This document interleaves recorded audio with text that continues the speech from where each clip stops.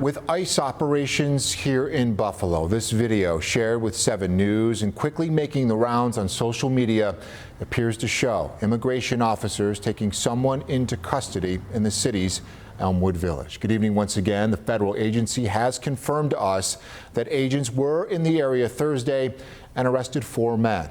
Now, we know this is a controversial issue with multiple sides and strong opinions that is evident on our Facebook page, where many users are voicing their approval of the operations. But we're also hearing from a community advocate who says people should be more understanding.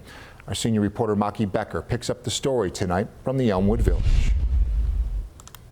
There was like 4 or 5 civilian-looking cars that were just full of these agent dudes with vests and stuff.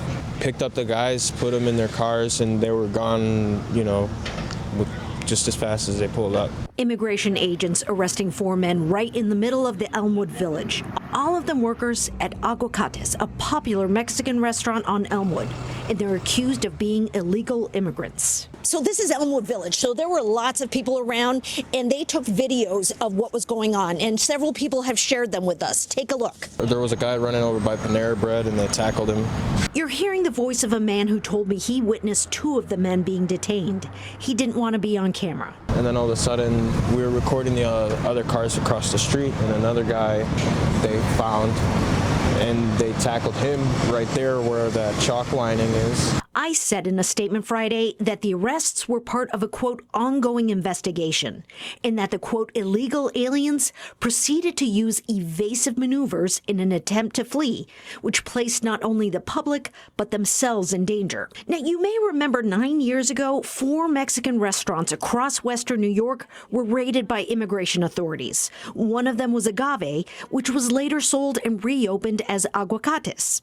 Jennifer Connor of Justice for Migrant Families said those raids in 2016 were the beginning of her organization. 9 years ago, this happened. Same establishment, in fact, and my organization was born out of our community response to that event. She told me a lot has changed since then. Things that existed 9 years ago don't exist now, like bonds, and people are being penalized and targeted and forced through the immigration system, really forced into voluntary departure by bad conditions in a way that have increased from 9 years ago. There are people who will say they're here illegally.